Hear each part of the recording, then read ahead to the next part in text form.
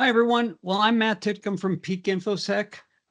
Let's just go ahead and jump to the slide about lies. And you'll notice that I'm not presenting this in PowerPoint presentation mode. For me, these are more conversational interactions. And as Sophie said, please jump in as we go through.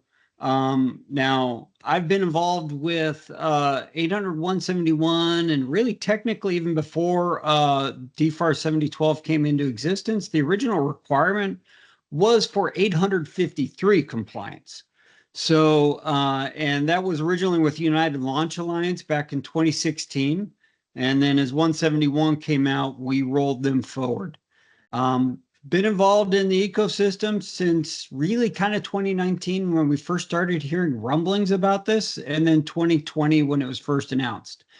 And as a part of that, we are an authorized CMMC third-party assessment organization, and I'm also not only a lead assessor, CMMC certified assessor, I also help to develop curriculum.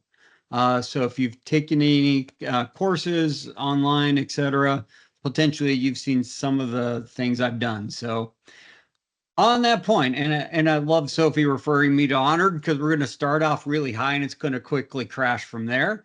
CMMC invariably will cause lots of emotional reactions. It's just a part of life, and especially right now as the rule is really moving out, things are starting to take off.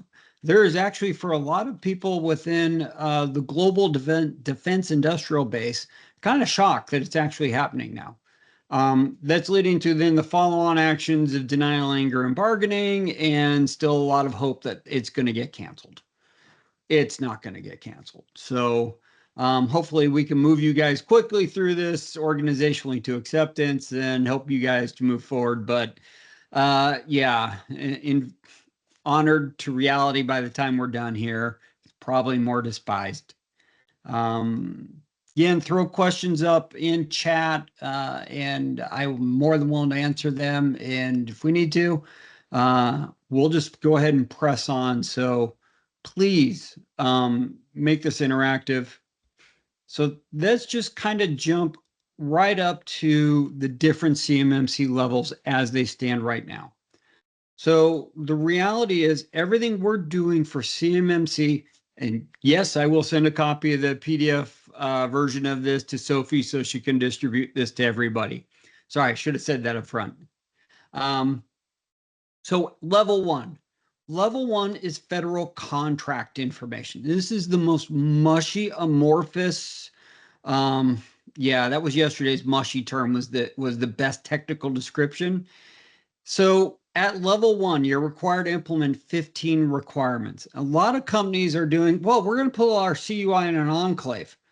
Well, all of our communications with your prime and or DoD, etc., well, we're doing that out of our commercial side. Well, that's now your FCI enclave. Now you've got to meet all of those 15 requirements in there. And a good example, and it's a really bad example, unfortunately, is an email between you and the prime or you and DoD about a contract is federal contract information. Something not meant to be publicly released and something that is done and generated underneath the auspices of that contract. So the biggest problem with level one is really the very first requirement in 800-171-311. You need to limit access to authorized devices. So BYOD, just people accessing from their personal home computer, etc., that's not managed and controlled, is now a major problem. This was a long conversation with a client of ours yesterday. They're a global company, scattered everywhere, including offices in China. They have an enclave, and now, because I warned them about 4 months ago when this came out, like, we really need to work on your level one. Now they're trying to grapple with level one. So please don't underestimate that. The affirmations and assessments, you're required to submit those annually. That will be done underneath SPRS, the Supplier Performance Risk System. We're not sure yet if you're going to have to actually upload a letter of attestation. from your affirming official. I would expect it. Otherwise, what we're seeing and what should be coming out in SPRS is you will have to identify the person's name, their title, contact information, etc., in SPRS as that affirming official. Now, level 2 is 800-171. Please do not tie CMMC 1.0 to what we're doing. There is no maturity. There is no different. There is no growing into from level 1 to level 2. Level 1 is FCI focused. Level 2 is CUI focused. If you've got merged environments, yes, you can answer both. But reality at that point in time, we're primarily talking on CUI. Now, you're also required to do your annual assessment and affirmation. And every 3 years, we're required as a CMMC third-party assessing organization to come in and conduct your assessment. Now, it's only at level 2 you'll see POAM show up for 180 days. Now, that POAM's a little bit different. That POAM for 180 days only applies after you've submitted your self-affirmation, you've met the threshold criteria, or we've come in and we've given you a conditional certification. If you're not eligible, you're not eligible for anything at that point in time, either a self-affirmation or by us.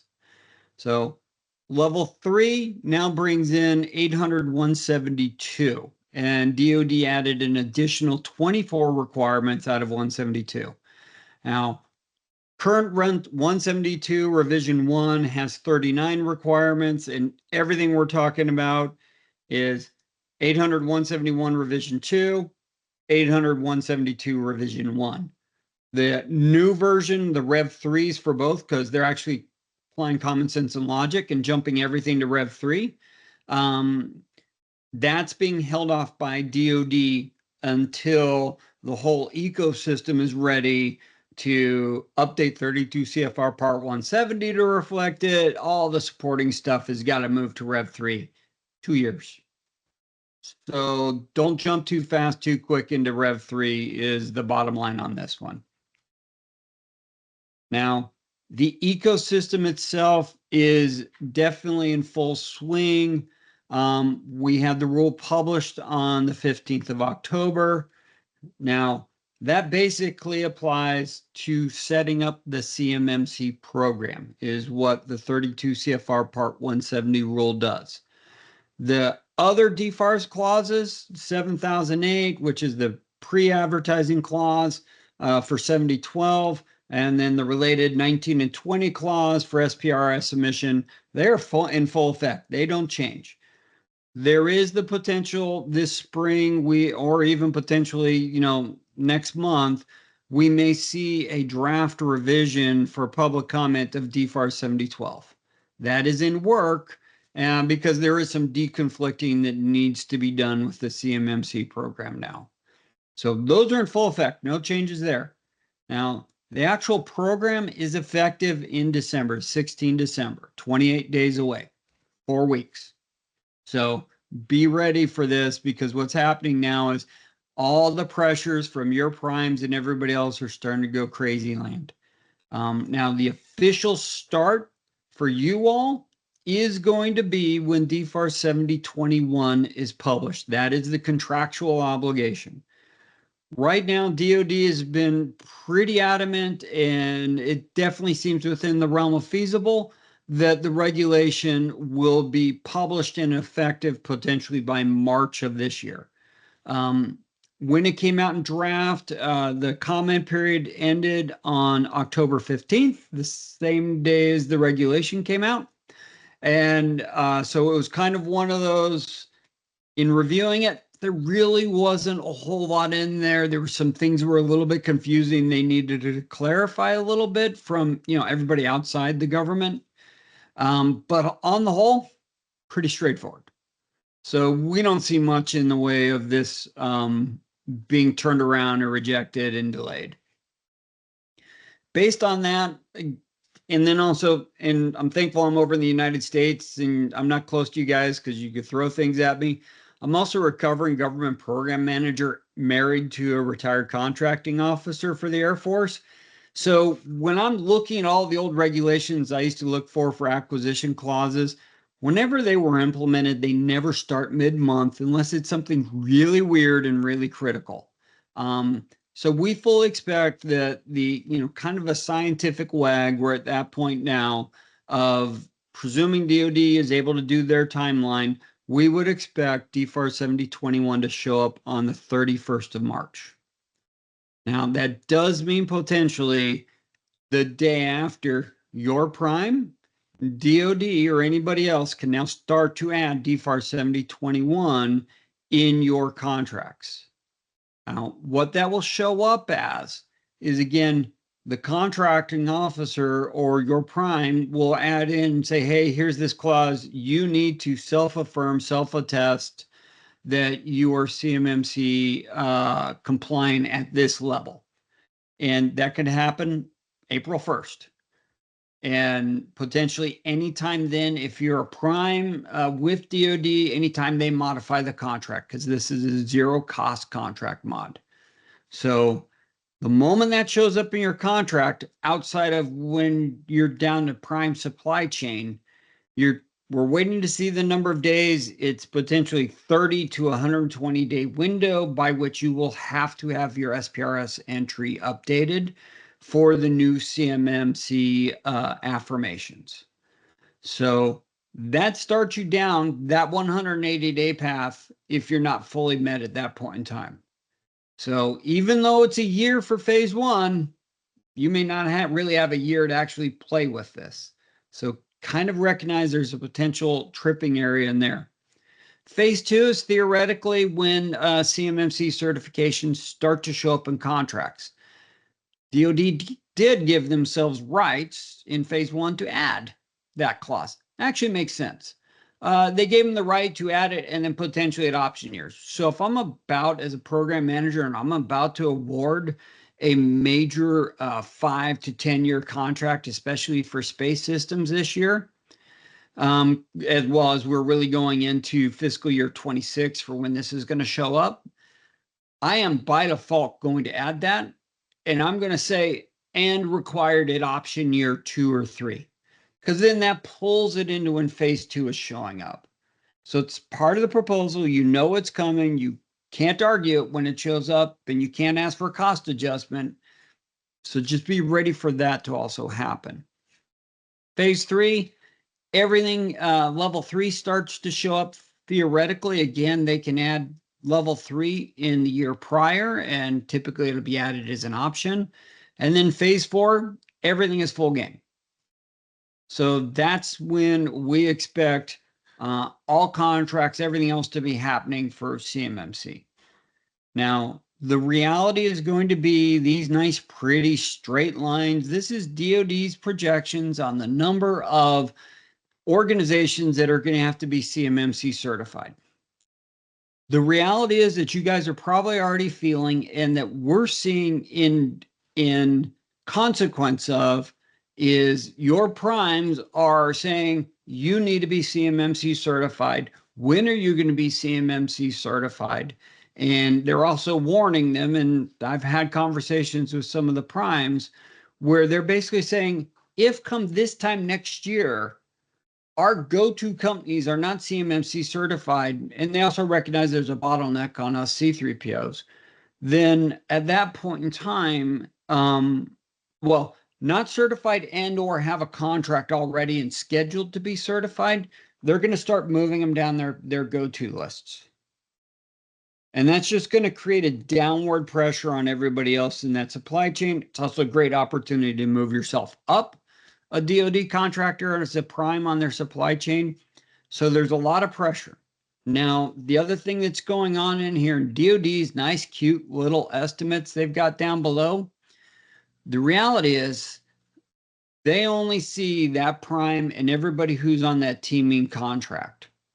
So if you're not on that teaming contract and this is just indirect work, but they're flowing it down to you, yeah, you're a part of what Defense Counterintelligence Security Agency estimates is about 10 times the number of DoD numbers they've got there.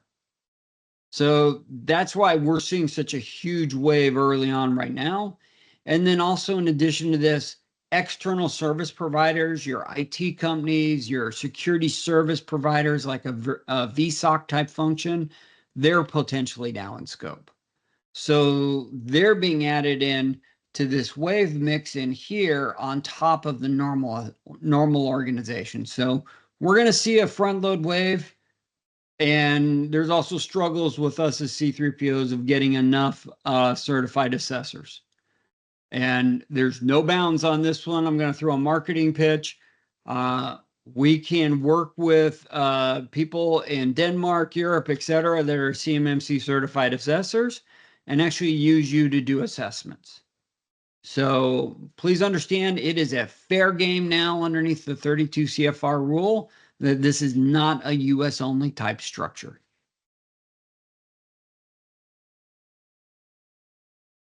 So let's talk about affirming official. I'm going to talk about this in the context of US law and corporate law. This came up when this came out. I was presenting this to a client that actually has legal counsel on staff. And Angela read this, and the green lines weren't there. And she, never does it, but she gave me an expletive in the conference call. It's like, whoa, what happened, Angela? I did not expect a reaction off of this. She said, yeah, that authority to affirm is going to be equivalent to the authority to obligate the company to do something contractually. Because you're basically signing an attestation that you're submitting to DoD that you will ensure your organization's continuing compliance in the future. Not only have you done it, but you will be doing it. And so all of a sudden, that term, I'm like, okay, so pull me through that because I thought I knew it. She said, yeah, this is basically directors and officers level, somebody who's got contractual obligation authority for the company. And then this is also one that there is now, we know this from like SolarWinds and other incidents, the CISO person who's signing this is also not only legally and corporately liable, they're personally liable. So what we're really recommending in this is whoever's signing this, you need to make sure you're on that directors and officers, type liability insurance policy, just because this is a huge trap within here. Because yeah, I'd never seen Angela get so annoyed. And then it was like, only you, and me are allowed to sign this. She's very pointed and direct because nobody else is going to sign this. We're the only ones under liability for this. So, okay. So Kurt, I guess this will be only throughout the period being the yeah. So the moment the person leaves the organization, this is where things get fuzzy because they're still typically named in there. Best practice would be, and you bring up a great point there, I hadn't even thought through yet, that they really should have whoever's replacing that person reaffirm and reattest. And it's also why you're starting to see a lot of the organizations like Penn State, Georgia Tech, where you're getting the underlings are being told to lie about everything, and then they're not. Yeah, now you're starting to see all these false claims. So this is a potential ugly land space.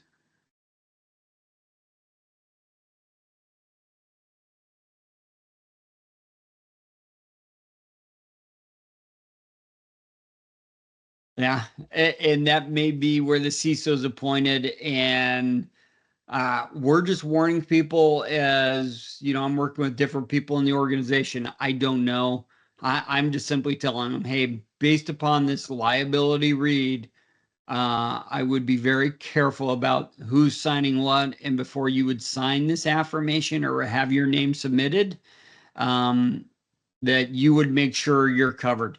And Ulrich, yes, this does apply at level 1. So if you have 2 enclaves, you have 2 affirmations you're submitting in SPRS and 2 opportunities for liability. Okay, so this is out of phase one. This is just kind of pulled right out of the rule, and you'll see we do a lot of the section 170.3. First paragraph here is basically saying, DOD will become effective whenever the 7021 clause, and then likewise added as a contract award. However, again, they're giving themselves discretion, and you're going to see this as you read in the actual rule, the ability to add status at the time of award or prior to anything else on the effective date. And then again, another discretion, which may give them the right to do this even in level 1 to add C3PO affirmations. So DoD did give themselves a lot of wiggle room. And even though DoD said, well, here's our plan, when you get to this and level 2, there is no enforcement mechanism for that staged rollout. Theoretically, a DoD contracting officer and program office could actually jump things early based upon the regulation that gives them the authority to do so. So things may get a little wild as this comes into play. We talked about CMMC level 1 again. No POAMs are allowed. All 15 requirements must be fully met. Simple issue is when you actually look at the 15 requirements under FAR 52, there's no POAMs. And it literally came down to the lawyers say, well, we can't have them do it if they don't have a requirement to track and do it. Yeah. Gotta love when lawyers get involved. Common sense and logic get thrown out. Now, this is, and it's going to change a little bit. I don't expect too much. This is our CMMC assessment procedure. I want to highlight a couple things in here. So as you go through the process with most C3POs, we're going to need you to sign a non-disclosure agreement. We're on the path to be ISO 1720 accredited by all of us. That now means we've got all the ISO things that we've got to go through. And realistically, we need a scoping form. So we're getting some level of sensitive information about you all at that point in time. The main thing we've got right here is an assessment readiness review. So we're doing the certification assessment readiness review. You're really ready. As the first run through for organizations going through this, this is a high risk run through. So we're giving a couple different options. And again, you want to look at this with all the C3POs you're working with. Full mock assessment, we come in, go through all 110 controls, treat it as if we're doing a full assessment. Limited, we pick 12 controls because we know which ones will cascade fail. And then minimal is typically somebody's been through a non-voluntary audit or they've got a lot more mature program and they're feeling pretty cocky. That feeds into this. Now, why is this a factor? Well, down here in phase 2, the moment we submit something to CMMC EMAS, everything that happens after that moment, DoD is fully aware. If you back out, DoD gets notified. If your assessment goes down through this entire process, an appeal gets submitted, etc., or worst case scenario, you're not eligible for conditional certification, DoD is aware. And a few weeks ago, DoD completed a stress test by Defense Industrial Base Cybersecurity Assurance Center about the number of concurrent audits they can run in a week. Wait a minute. Joint Surveillance Voluntary Assessment stopped December 16th. Why do they need to see how many more they can run concurrently than what they're doing right now in a week? Well, yeah, they got C3POs to certify. They've got level 3 to certify, but level 3 is only 24 requirements, and it builds on the work that we did as a C3PO. Huh. So, yeah, in short, there's going to be a lot more non-voluntary audits. So, yeah, reading between the tea leaves of why DIBCAC is justifying their existence. So as a result of that, we are highly recommending organizations go through with their C3PO some level of mock assessment. You really want to make sure before we get down into these phases, you're ready. And again, this is a business risk. conversation that we have with all of the clients. It's not our determination. It's about the readiness you think you're ready for. Because unfortunately, it takes one 3-pointer or one 5-pointer and you're not met. And now you're not conditionally eligible. So it's kind of a downhill spin on this first run through. So it's kind of high risk.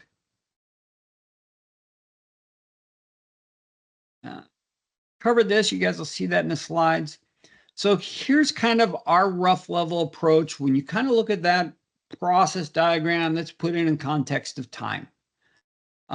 Phase one, when you start, again, we got to get contracts, all that's done. Normally, once we start phase one, we've got, first thing you're going to do is provide us the information we need to do that assessment readiness review. Kind of planning here about 15 days, and then we finalize it, make a no-go decision, and then if we're good, we've submitted that to CMMC EMAS. Phase two starts with uploading all the artifacts. Again, if there's not a significant change from this one, phase one to phase two, it may just be some updates. So that streamlines this. And so we may see some compression depending upon what happens. We come in, our goal is to always examine all of the artifacts you guys provide us as C3PO. If we can sign off on stuff on examination only, we will. Again, the better you tell us your story, the more likely we are to examine, and or when we get to interviews and tests, they're going to go by really fast and really quick because we know exactly what we want to come in and test and do. Now, after we're done, if you've got secondary sites, for example, we're in conversations with a company in South Korea, but they've got locations, multiple places across the globe for DoD, that is like, all right, this is going to potentially be a week or two of just travel, just in international travel along the path. So that would be where we have to come in and assess those physical sites, because the physical security controls are different than what the headquarters does. Now, if everything is the same, it's the same system, centrally managed system, that's great here. Yeah, I'm getting to that 49 days.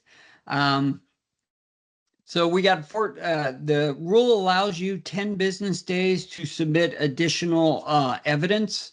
Now, not necessarily baseline changes. This is policy plan, procedure, documentation changes. It may take time to get everybody sign off and get that through and approved. So DoD is allowing that window. And then in a perfect time frame, we complete everything out. Now, the 49 days, that is the perfect world, single site. You've got an organization that, for example, is using Microsoft's cloud, and they're a single site machine shop, and pretty simple and easy. That's kind of the perfect world scenario. Now, I can take a 6-person shop that we've got a client in Boston we worked with a few years ago, 6 engineers, God bless them, but they were in Microsoft commercial at the time, didn't want to move, a little bit of 7 stages of grief, AWS and Google plus on-premise infrastructure. And it was like, do you guys really need, oh yeah, because it's got, and this is better. And it was a whole bunch of chasing blinky light syndrome, as I call it. That complexity now means, okay, I now need to bring Google expert in, and AWS again, that may be multiple teams. So small organizations can get insanely complicated themselves and make life hard. So just kind of be cognizant of that. Now, worst case scenario, we do go down the path of a POAM assessment. We skip past the readiness review. We jump right into finalizing planning for that readiness, that POAM assessment, and then we go through the process. You'll notice there is no follow-on POAMs. Now, we can kind of iterate on this and hold off on this until you're really done in that 180-day window. But at the end of that 180 days, you are either fully satisfied with all 110 requirements that are applicable, or you're not certified. So please don't underestimate this area in here. It is the potential downfall on this. Now, that window of 180 days, that 180 days, basically at day 180, your updated certification from us must be in supplier performance risk system. If it's not, what we understand from DoD is you are now by default not certified. So when we look at that 180 days, well, we need at least a day 179. And then we need to go through all the steps from phase 1, 2, and 3 before then.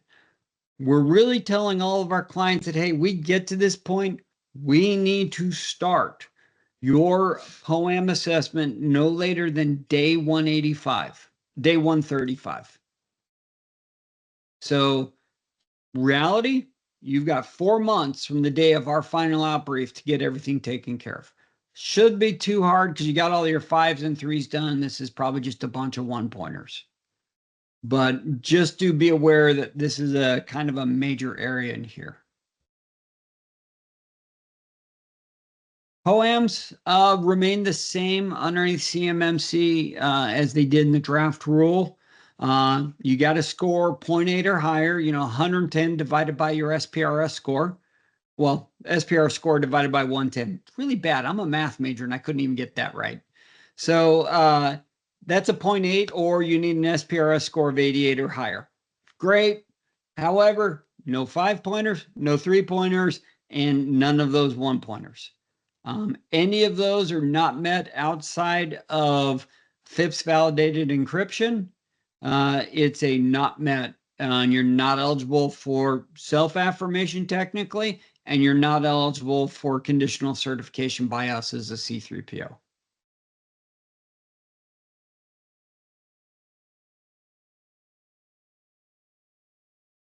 Okay. So some rules of engagement we just generally have that we've learned. We were on a very early joint surveillance voluntary assessment with DoD with a client, and I think it was like within 3 weeks of them starting it. It was just, and out of that one, the client was perpetually changing their baseline and resubmitting and resubmitting and resubmitting and resubmitting. About 2 months later after this, and apparently DIBCAC had another client do the same thing. It created a whole lot of frustration and annoyance with everybody.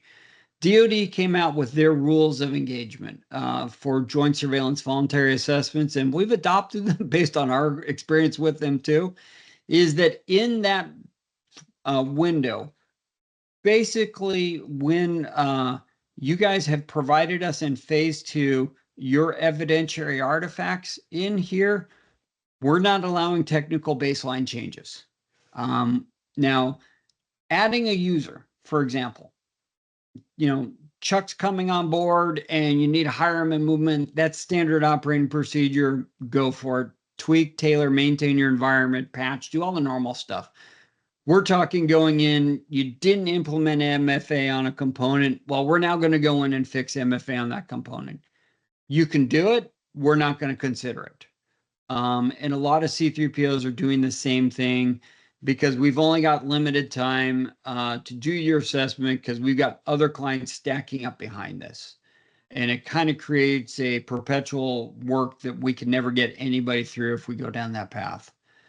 And then when it comes to documentation changes, many times things that are wrong in an SSP, et cetera, hold them all off until the very end and then try and get them all done during that review, that 10-day review window when you've got.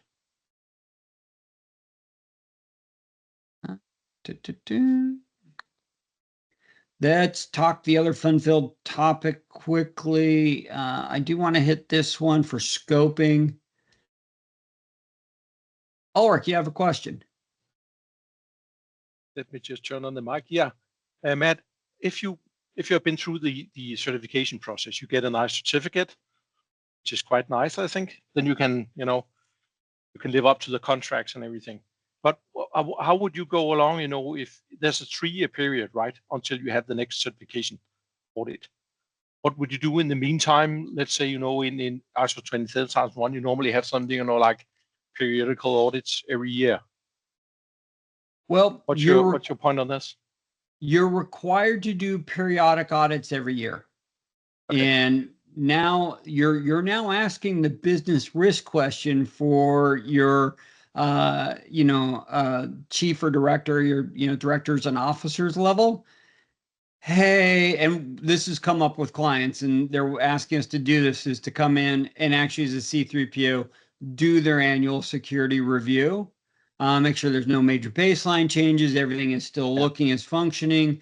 It's more of a CYA, cover your butt type thing, that if you are sued, you can say, but look, we have Matt as a C3PO come in and do this.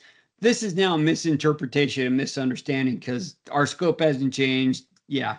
So again, that's a business risk conversation, that we'll have with clients if they want to do that. Many of them don't want to spend the additional money also.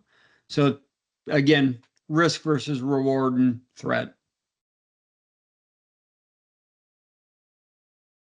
So from a scoping point of view, please remember when we're coming in as evil assessors. Oh, yeah, Kurt, go ahead. In relation to what you just said here about the annual assessments, is what you're saying actually that you can avoid doing the annual ones, or what is it you're saying in that sense? I didn't get that right. So Kurt, let's assume you're the person who would be submitting it. Yeah. And you've got an organization of 3,500 people, and you got a large IT staff, and you're like, I really don't know if they're really doing what they should be doing. Before I sign my name to it, I'm going to have Peak InfoSec or, any other C3PO come in and do your annual internal review for you. We then give you a report. We give you a letter of attestation. Now you've got something to stand on that gives you a little bit less worry at night. So that means that you, as an assessing company, actually goes out, do the internal audits at the same time as you are being the external auditor on the 3-year period. Auditor. Probably a better example of this would be ISO. Yeah. So you think of this as the maintenance audit in the off years. Yeah. Yeah. We're not providing recommendations. We're just identifying deficiencies. Okay. Super. I was just a bit puzzled about doing the internal audit, because that would not be normal being done for an ISO auditor doing 27,000. That would be an external audit instead, an external maintenance audit. Absolutely. I cannot give you consulting advice under ISO 1720. That is a conflict of interest. Now, I can tell you guys, now the way we work it is I can get very specific in my write-ups that, Ulrich, you did not implement MFA for your Windows laptops when a privileged user logged in. Okay. I've told you what's wrong. I've told you where it's wrong. It's now up for Ulrich to go figure out how to fix it. And is that the scope of the problem, that because I only did a small sample of testing, or is it a broader set? And that now becomes, we can point you down the path. I can't take you down the path. So from a scoping point of view, it is a little mushy in the regulation. The bottom line is you're required to implement 800.171 for all the components that store, process, or transmit CUI. As an assessor, we're primarily going to come in and focus around your security protection components here. You have contractor risk managed assets. Realistically, just move them out of scope. It's the easiest answer. Otherwise, you're trying to implement 800.171 against these, and we will still be spot checking them. Specialized assets, we're going to review in your SSP, and then everything that's out of scope is subject to negative testing. But the only thing typically we test for negative testing is like guest wireless access. Oh, make sure that actually isolation technique works, that people can't get in. VDI would be a testing of the virtual desktop to make sure you can't download from the VDI to the client type stuff. Now, I bring this up because when you get to level 3 or non-voluntary audit, DoD audits you at the green boundary. The other one I really want to hit is when it's going to come down to it, your external service providers. They are in scope. If they're providing IT or security services, or if they're handling your CUI, they are in scope per the rule. Now, that being said, DoD basically shifted the burden from them having to be certified in the draft rule to now you, and that you need to make sure that your external service providers are compliant. So as an assessor, I will be coming in and assessing the services provided by your external service providers once they've been determined to be in scope. Now, unfortunately, this kind of dropped everything on you. And the reality is your external service providers can voluntarily undergo a CMMC certification assessment. And they did this because it's nice. It made it easier and reduced the burden on those third-party companies. And in case you guys haven't figured out, I've got a little bit of a snarkiness and sarcasm to me. Yeah, this is what really happened to you guys as the clients. DoD just dropped all this in your lap, and now you have the business risk. So if your external service provider, your IT company, is not compliant, you're not compliant. You're the one who gets the negative write-up. You're the one who's not certified. So please understand, it reduced the burden for them, but it shifted all the risk and the cost to you. You really do want to work with third-party service providers that are CMMC certified or pursuing it. Otherwise, you really need to sit down and make sure they're also ready. And it does ultimately come out of the existing cybersecurity FAQs. This is already, and this is published, this is a part of federal policy for DoD for 7012, that if they fail, you're ultimately responsible. So please be aware of this. There's a lot of hype and excitement that they don't have to do stuff, but yeah, it's a big problem. Yes, Kurt. Oops, you're on mute. So that actually means that in case I have a supplier, and it could be an internet provider actually, who's providing whichever type of service to me, it could be my cloud infrastructure, whichever, they would actually have to be compliant as well. If not, I would be deemed responsible for that part. But at the same time, would that be limited to the services they provide or to their complete organization? So it's going to be limited to the services they provide.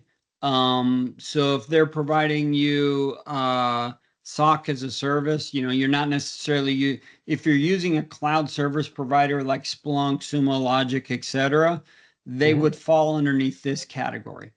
But if you're using a resold service by your local MSP, they would fall under this category. Now, we would look at, we'll pick on Splunk. Okay, they're using Splunk. Have they got it? Do they have it documented? But then MFA falls in, are the shared account, all that other stuff now that external service provider is doing on your behalf is still in scope. Okay, thank you. Yeah, so please don't underestimate this one. Yep. And actually, I'm going to leave off on this one. So please, the other thing I'm kind of highlighting in this, when we're coming as an assessors, most organizations, as you're starting out, you worked at the security requirement, you're now hopefully maturing and writing everything up and documenting everything up at the assessment objective level. Those objectives get applied to all of your system components in scope. Those that store, process, transmit CUI, and those that protect the CUI. Now, obviously, a SIM doesn't have CUI, so the encryption and all the marking of it doesn't apply. So you're generally good there. However, if one of these components is not met, The conformity works backwards. And that's where one of your not met components now makes your assessment objective non-compliant, which now makes your security requirement not met. So as I jokingly refer to this slide, this is the crap rolls uphill slide. So when you're documenting everything 341, 342, and you're documenting your baseline and your implementation of the requirements, make sure you're doing it for each component and you're signing off on each component really being met and compliant. Now, Windows PCs, they can be a component of type because they're all pretty much set up the same. Again, those type of things. So please be aware of this kind of requirement as we're coming in as assessors, because we will be pulling samples from those components. At that point in time, leave this open for you guys to throw out other questions you've got, or spears, or thankfully I'm on this side of the Atlantic. Yes, Kurt. So actually, it seems from this scheme that it is actually possible to take a group of products or a product that you're actually working with and doing a certification on that product that you're reselling. Yes. Okay. And the ultimate reality, a very parallel example to this is going to be us as a C3PO. Our DIBCAC recertification comes up next year, actually March, April. We were only certified on our C3PO line of business for doing conformity assessments. DoD is not certifying anything else. And so we would look at VSOC services, vulnerability management services, whatever your managed service provider or you are offering, that becomes the offering that we look at. Okay. So that's a bit of a different scope that when you're looking into an ISO 27000, where you're actually looking at the organization more than you're actually looking at the service. There you're looking at the organization, seeing what is it actually that you're protecting, not the product in that sense. Yeah, and it is going to be product or line of business that you're offering that client. And then what we're going to really look for, and this is the benefit, is if that line of product certified by another C3PO, we're just going to inherit it. We will not go in and look and see what and dig underneath, unless for some reason you come and tell us, yeah, there's a little bit of deviation. Ulrich wanted this, and it doesn't follow our standard. Okay, now we need to go look at that difference and understand that difference. Okay, thank you. Great. Thank you so much, Matthew. Any other questions? We have 7 minutes left, so it's really, it's now if you have a question. Ulrich, did your question, was that addressed? I was just asking Matt if you're talking about the liability of the service providers and so on. We talked about before that they had to be compliant with FedRAMP medium. Is that what you're thinking here? That they have to meet the FedRAMP requirements in 48 CFR? So the FedRAMP medium only applies if they are a cloud service provider. There is the sticky wicket. So let's assume that you get a cloud service provider that is providing, or ESP that's providing cloud services, and we're assessing them and we find that they're not using a FedRAMP cloud that they're reselling to you. That's still potentially a not met for you, because we have to validate that service and make sure that that's fully compliant with that area.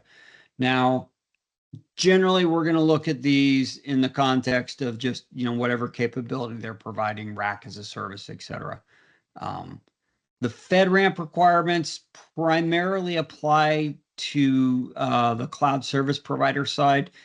Now, that being said, technically, for example, you could use the commercial equivalents of like Cisco Duo for MFA. We're lazy, and I don't want to create a different target space for DoD when they come and audit us. We're using the FedRAMP versions of even the security protection components, just because it's it's the easy button. Didn't cost me any difference when it came down to it. So something to consider is just kind of even in this column here, using FedRAMP is probably the best way to go first.